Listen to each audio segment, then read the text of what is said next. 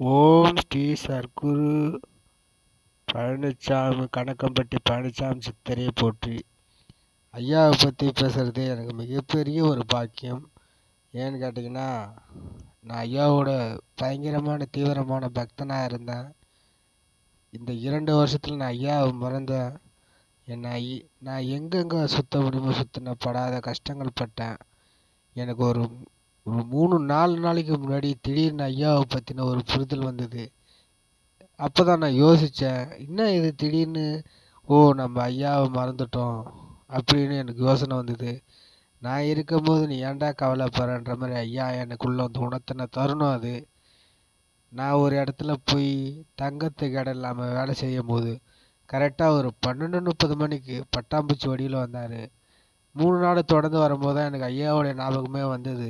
அவ்வளோ ஒரு எனக்கு தத்ரூபமாக காட்சி கொடுத்தாரு. என் வாழ்க்கையில் நிறைய விஷயங்கள்ல எனக்கு ஐயா கை கொடுத்துருக்காரு.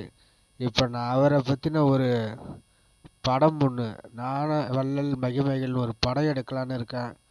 என்னுடைய சிறு சிறு சேமிப்பில் முதல்ல சின்னதாகவே ஆரம்பிக்கலான்னு தான் இருக்கேன்.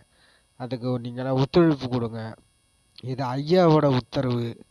அவருடைய அருமை இந்த உலகத்துக்கு இன்னும் நிறையா பேருக்கு தெரியணும். கணக்கன்பட்டி ஐயாவோட பெருமை நாடு முழுவதும் பரவணும். கலியுக சித்தருக்கெல்லாம் சித்தராக இருக்கக்கூடிய ஐயாவோட அருளை நீங்களாம் பெறணும். என்னோடய சேனலை சப்ஸ்கிரைப் பண்ணி வச்சுக்கிங்க.